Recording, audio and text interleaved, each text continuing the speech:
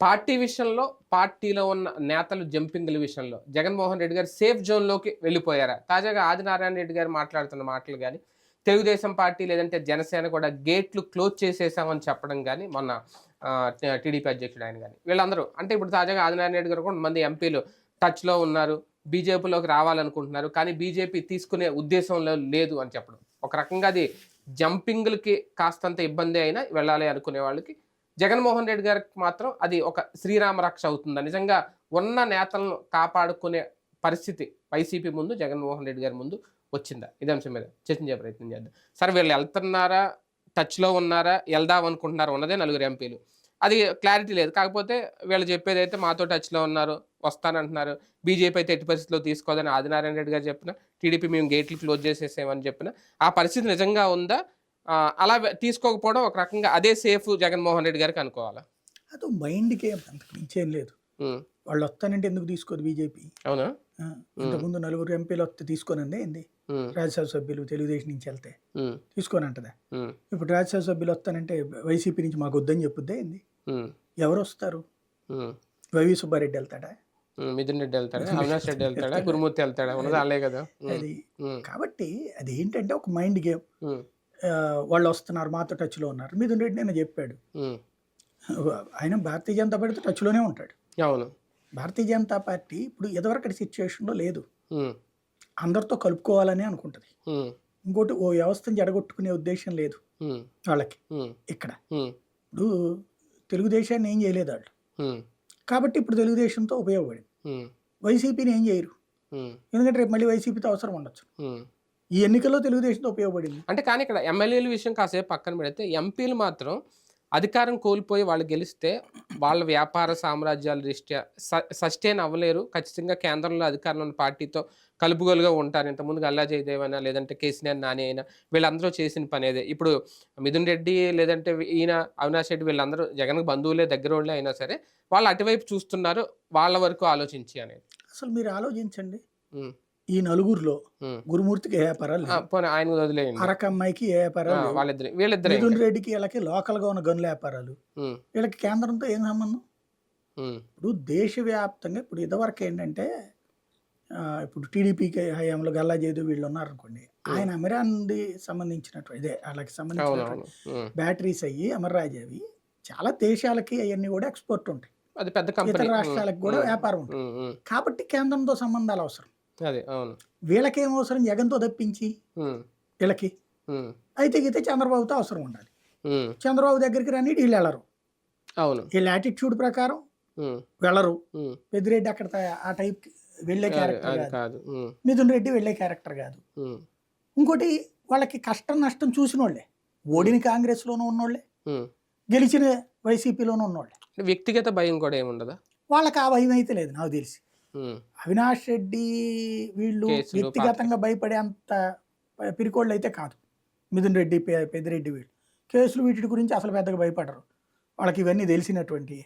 హ్మ్. కేసులు ఎట్టుంటాయని. హ్మ్. వాళ్ళు అట్లాంటి వ్యక్తిగతంగా వాళ్ళని భయపెట్టడం అసాధ్యం. హ్మ్. హ్మ్. భయపెట్టి తీసుకోవడం అసాధ్యం అవును. వాళ్ళకి హ్మ్. సంబంధించి. హ్మ్.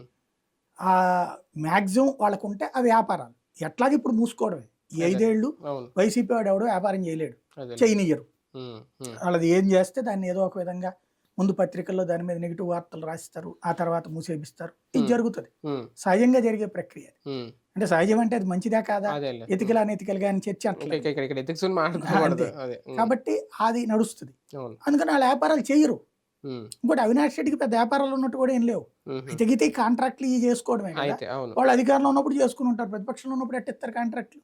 హ్మ్. అవును. ఇంకో రకంగా రేపొద్దున మద్యము ఇయొచ్చినాయి అనుకోండి హ్మ్. బిజినెస్సు. హ్మ్. వాళ్ళు కాపోతే ఆళ్ళ మనుషుల చేత పెట్టిస్తారు బిజినెస్ ఏముంది? హ్మ్. అవును. డబ్బులు పెట్టి చేపిస్తారు. హ్మ్. పోయేదేముంది ఆళ్ళకి? ఒక రకంగా కడపలో కూడా కాంట్రాక్టర్లు ఇవన్నీ ఆయన పులివెందులో 3 రోజులు ఉన్నప్పుడు కూడా చాలామందొచ్చి మాకు బిల్లులు రాలేదు. చాలా ఇబ్బందులు పడ్డాం ఇయన్నీ అడిగారంట. అంటే ఈ పేపర్‌లో రాయడం అది ఎంతవరకు వాస్తవం తెలీదు. అలా ఇబ్బంది పెట్టడం వల్ల కూడా ఇప్పుడు ఆ సిట్యుయేషన్ ఏమన్నా వస్తుందా? మేము ఇంక పార్టీలో సస్టైన్ అవ్వలేం, మారిపోవాలని ఆలోచన ఏమైనా చేస్తారా? ఇప్పుడు చంద్రబాబు గారు దిగిపోయిన తర్వాత ఆళ్ళందరికి ఏమైనాయి బిల్లులు? మరి హ్మ్. ఆళ్ళెవరు అడగలేదు ఆ రోజున. హ్మ్. అప్పుడు గొడవ అదే గదా! అవును. బిల్లులు హ్మ్. పెండింగ్‌లో హ్మ్. పెట్టిపోయారన్నటువంటిది. అవును. ఇప్పుడు సేమే. అవును. అప్పుడు మరి ఆళ్ళందరూ ఎగబడి ఇటొచ్చేసారా హ్మ్. బేసిక్‌గా. అవును. ఇప్పుడెళ్ళిపోవడానికి. హ్మ్. బిల్లుల పరంగా అవసరమైన వాళ్ళు వస్తే తీసుకుంటుందా తెలుగుదేశం? ఉమ్, అంటే వాడి అవసరం కోసం ఆడు వస్తున్నప్పుడు తీసుకుంటుందా? అందుకే కదా తలుపులు క్లోజ్ అని చెప్పింది. అవును. అవును. ఇంకెందుకు, ఇంకేముంటుంది అక్కడ? ఉమ్, వాళ్ళు ఈ లోపు కొన్ని రోజులు తిట్టుకుంటారు. ఇప్పుడు ఇదివరకు చంద్రబాబు గారిని తిట్టుకున్నాక ఇప్పుడు మళ్ళీ వాళ్ళందరూ పనిచేశారు కదా. ఉమ్, మళ్ళీ ఇప్పుడు బిల్లులు ఇస్తుంది కదా తెలుగుదేశం, వాళ్ళ పాత బిల్లులన్నీ. అప్పుడు వాళ్ళు ఇప్పుడు వస్తుంది అంతే 2014లో చేసిన మళ్ళీ రేపు కాంట్రాక్టర్. అంతే వైసీపీది. బేసిక్గా అట్లాంటి ఇప్పుడు తెలుగుదేశం కనుక బలహీనంగా ఉంటే కూటమి, అప్పుడు మీరు చెప్పినట్టు జరిగాయి. కూటమి బలహీనంగా ఉంటే అవును. ఆ యొక్క వాళ్ళందరినీ పిలుచుకోవడం, వాళ్ళకి ఇట్లాంటి అంటే వీళ్ళకి ఒక 50-60 సీట్లు వచ్చి ఉంటే. ఇంకొకటి ఇప్పుడు మున్సిపాలిటీలు, కార్పొరేషన్లు అవును. వాటిట్లో ఒకవేళ వాళ్ళని తీసుకున్నా ఎలక్షన్ దగ్గరకు వచ్చేసి ఉన్నాయి కదా. 26లో జరుగుతాయి ఎలక్షన్ మళ్ళీ, అంతే కదా. అప్పుడు అవును. కరోనా అయిపోయిన తర్వాత కదా జరిగిన ఎలక్షన్స్. 26లో జరుగుతాయి ఎలక్షన్స్. ఉమ్, ఇప్పుడు ఈ ఏడాది కోసం అని చెప్పేసి ఏడాదిన్నర కోసం అని చెప్పి ఏం సాధించాలి అవును. ఇప్పుడు వాళ్ళని? ఉమ్, అందుకనినే ఒక రకంగా జగన్కి అది ఫెచ్చింగ్. ఉమ్, అవును. వీళ్ళని తీసుకుని ఏం చేయలేరు. ఇప్పటికీ 164 మంది ఉన్నాక ఇంకేం అకామిడేట్ చేయాలి? వీళ్ళని తీసుకొచ్చి ఉమ్, ఏం పెట్టుకోవాలి, ఏం చేసుకోవాలి? కానీ ఎమ్మెల్యేలు, మాజీ ఎమ్మెల్యేలు కూడా వైసీపీలో ఎమడలేని పరిస్థితి ఏమన్నా వస్తుందా? అది క్రియేట్ అవుతుందా, క్రియేట్ చేస్తారా? ఇప్పుడు ప్రతిపక్షంలో ఉన్న ఎమ్మెల్యేకి ఏ పని జరగదండి. మెయిన్ అదే. ఇప్పుడు తెలుగుదేశం వాళ్ళకి జరిగిందా? వైసీపీ హయాంలో ఉమ్, తెలిసిందే కదా. అవును. బీఆర్ఎస్ వాళ్ళ టైంలో కాంగ్రెస్ వాళ్ళకి ఏమైనా జరిగిందా? బీజేపీ వాళ్ళకి ఏమైనా జరిగిందా? ఏమి ఉండదు. మన ప్రజాస్వామ్యంలో రాజ్యాంగం రాసినటువంటి అంబేద్కర్ గారు ఊహించని పరిణామాలు ఇప్పుడు జరుగుతున్నాయి. ఆయన చక్కగా రాసుకొచ్చారు. ఒక దాన్ని ఏమంటారు, ఒక్కొక్క వ్యవస్థకి మధ్యన సున్నితమైన గీత గీశారు. ఆ గీత నీళ్ళు చెరిపేస్తున్నారు. అందరూ అంబేద్కర్ గారిని అభిమానిస్తున్నారు కానీ ఆ గీతను చెరిపేస్తున్నారు. ఎట్లాగా? రాజ్యాంగంలో పొందుపరచబడింది ఎవరు గెలిచినా కూడా గెలిచిన ప్రజాప్రతినిధిని చూడమన్నారు, పార్టీని చూడమన్నా. కానీ మన తెలుగు రాష్ట్రాల్లో అట్లాగే ఉంది, జాతీయ స్థాయిలో అట్లా లేదు. ఎంపీల విషయంలో ఆ ప్రాబ్లం లేదు జాతీయ స్థాయిలో, కానీ ఎమ్మెల్యేల విషయంలో అయ్యే నడుస్తున్నాయి తెలుగు రాష్ట్రాల్లో. ఏంటి అంటే ఓడిపోయినటువంటి వాడే ఆ నియోజకవర్గ ఎమ్మెల్యే. అధికార పక్షంలో ఉన్నోడు ఎవడైతే ఓడిపోయినాడే ఆ నియోజకవర్గ ఎమ్మెల్యే. వాళ్ళు చెప్పినట్టే నడుచుకుంటుంది అధికార యంత్రాంగం అంతా. ఇంకెక్కడ డెమోక్రసీ మనకి? కాబట్టి ఇప్పుడు వాళ్ళకి 5 ఏళ్ళు వాళ్ళు ఏ పని చేయలేరు. ఇప్పుడు ఇంతకుముందు ఏం జరిగింది? ఫర్ ఎగ్జాంపుల్ గద్దె రామ్మోహన్ నియోజకవర్గంలో దేవినేని అవినాష్ చెప్పిన మాట విన్నారు కదా అధికారులు. అదే అంటారు. కాబట్టి ఇప్పుడు తెలుగుదేశం వాళ్ళు, జనసేన, బీజేపీ కూటమి చెప్పిన మాట వింటారు. వీళ్ళ మాట వినరు అధికారులు. వీళ్ళకి ఏ పని జరగదు. అది తర్వాత మళ్ళీ జనం దాన్ని బేస్ చేసుకుని వీళ్ళు ఏ పని చేయలేదు కాబట్టి అని ఓటేయరా? అట్టయితే మరి తెలుగుదేశం అధికారంలోకి ఎట్టొస్తుంది? ఒక పక్క తీసుకోము, గేట్లు క్లోజ్ చేసాం అని చెబుతూనే బెదిరింపులు, దాడులు, లేదంటే ఈ పార్టీ ఆఫీసుల మీద అక్రమ నిర్మాణాలు చెప్పడం, ఇవన్నీ కూడా బెదిరించే ప్రయత్నం, బెదిరించే రాజకీయం అని ఎందుకు అనుకోకూడదు? ఇందులో 3 రకాలు ఉంది. ఒకటి, స్థానికంగా ఉన్నటువంటి అధికార పక్షంలో ఇప్పుడున్న నాయకులకి అవతల ఉన్నటువంటి వాడికి వ్యక్తిగత వైషమ్యాలు ఏయో ఉంటాయి, లేదా వ్యాపారపు వివాదాలు ఏయో ఉంటాయి. అప్పట్లో ఇతని వల్ల కాల అసూయ, ద్వేషం, లేదా వీళ్ళ హక్కు అయి ఉండొచ్చు. అప్పుడు అవతలోడు ఆధిపత్యంలో ఉండి వీళ్ళ హక్కుని కాలు రాసి అవతల లాగేసుకుని ఉంటాడు. ఇప్పుడు వీళ్ళు వెళ్ళి దాడి చేస్తారు. లేదు, అవతలోడు బాగుపడ్డాడు, కడుపు అంటుంటుంది. అది వ్యక్తిగత ఫీలింగులు. ఆడా పార్టీలో ఉన్నాడు, ఈడీ పార్టీలో ఉన్నాడు. ఇప్పుడు ఇద్దరు కలిసి అక్కడ.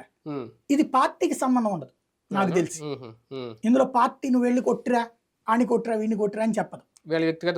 వ్యక్తిగత భావోద్వేగాలు అది. రెండవది ఏంటంటే గతంలో ఈ కార్యక్రమాల సందర్భంగానూ అహంకారం ప్రదర్శించుంటారు. వాళ్ళని ఇబ్బంది పెట్టడమో, తిట్టడమో, లేదా పోలీసుల చేత కేసులు పెట్టించడమో అధికారంలో ఉన్న వాళ్ళ మీద ఇప్పుడు మేము అధికారంలోకి వచ్చినప్పుడు కక్ష తీర్చుకుంటామంటారు. పైన వాళ్ళు ఏమన్నారు. ఇది వ్యక్తిగతమే. అక్కడ ఉన్నటువంటి ఆధిపత్య పోరాటం. ఇది రెండవది ఉంటుంది. మూడవది వచ్చేటప్పటికి నోటి దూల, దుర్భాషలాడటం, వ్యక్తిగతంగా హింసించడం, అవమానించడం, సోషల్ మీడియా పోస్టులు, అట్లాంటి వాటి మీద యాక్షన్కి వెళ్తున్నారు. అది ప్రతీకారం తెచ్చుకుంటున్నారు. అది జరుగుతున్నాయి. ఇది మూడో కోణం. ఇవి కాకుండా జరుగుతున్నాయని నేను అనుకోవట్లా. ఇప్పుడు ఆ సంఘటనలు చూస్తుంటే, ఇప్పుడు ఇదివరకు పవర్లోనో నా కొడకలారు మీరు అట్లా అయిపోద్ది, మీ బతుకవద్దు, అట్లా ఎట్లా ఏమైనా మాట్లాడి ఉండాలి వీళ్ళు. ఇప్పుడు అట్లా జరుగుతూ ఉండాలి. ఇది రైట్ అని నేను చెప్పను. జరుగుతున్నది అధినాయకత్వం చేయిస్తున్నదని నేను అనుకోవట్లా. చూసి చూడనట్టు వదులుతుంది. అది అది చూసే ప్రోత్సహిస్తుంది అనే అంతే, భావన సహజం కలుగుతోంది కదా. అంటే కలుగుతోంది. నువ్వు కింద కార్యకర్త చేసిన తప్పు నాయకుడికే వెళ్తది. వీళ్ళేం పార్టీ అధ్యక్షులు కాదు కదా. వైసీపీ మీద దౌర్జన్యాలు తెలుగుదేశం చేస్తుందని వెళ్తుంది, కూటమి మౌనంగా ఉందని వెళ్తుంది, అది ఖచ్చితంగా. ఇదివరకు ఆ కారణంగానే వైసీపీ గది దిగింది. ఇప్పుడు అది తప్పని చెప్పి ప్రజలు ఇటు ఓటేశారు. మళ్ళీ వీళ్ళు ఆ తప్పుని చేస్తున్నప్పుడు ఆ పట్ల చెప్తున్నారు స్టేట్మెంట్లు. చంద్రబాబు గారు చెప్పారు, పవన్ కళ్యాణ్ గారు చెప్పారు, లోకేష్ గారు చెప్పారు, బీజేపీ చెప్పింది, ఎలాంటి ప్రతీకారాలు కానీ గ్రౌండ్ లెవెల్లో జరుగుతున్నాయి. అంటే దాని ప్రతీకారం అనుకుని ఉండలేము ఒక రకంగా. అంతే కదా, అది ప్రతీకార దాడులే ఖచ్చితంగా. ఈ 3 కోణాల్లో జరుగుతున్నాయి. దీన్ని ఆపకపోతే, దీన్ని ఆపాలంటే ఎవరు చేయాలా? ప్రభుత్వం లా అండ్ ఆర్డర్ ని కరెక్ట్ గా చెప్పాలా. ఎవడన్నా దాడి చేస్తే కేసు పెట్టు, ఏ పార్టీ వాడైనా కేసు పెట్టు, అరెస్ట్ చేయి, జైల్లో పెట్టు అని చెప్పు. అలా చెప్పకపోవడం ప్రభుత్వం తప్పు, అలా ఆచరణలోకి రాకపోవడం ప్రభుత్వం తప్పు. అది ప్రభుత్వ వైఫల్యం.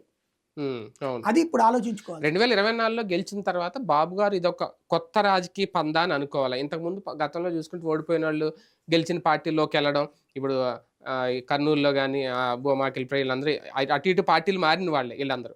కానీ ఇప్పుడు మేము తీసుకోమని చెప్పడం, అదే పార్టీలో ఉంచి వాళ్ళని టార్గెట్ చేసే కొత్త పందా రాజకీయమా?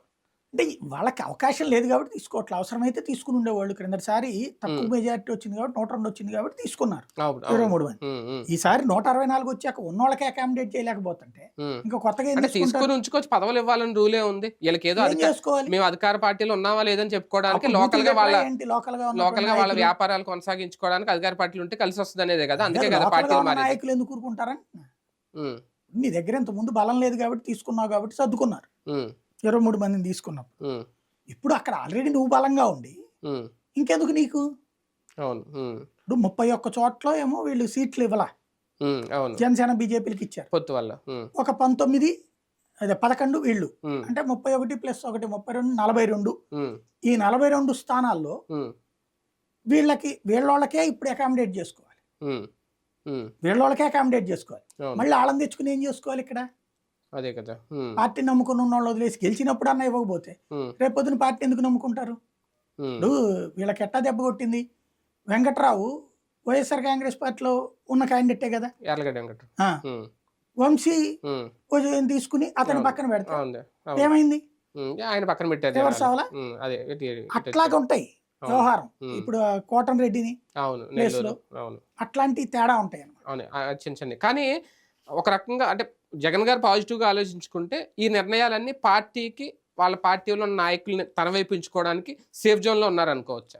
బేసిక్గా జగన్ అవన్నీ ఆలోచించే తత్వం కాదు నాకు తెలిసి. నాయకులు కాపాడుకుందాం, ఆపుకుందాం, బతిలాడదాం జరిగిందా?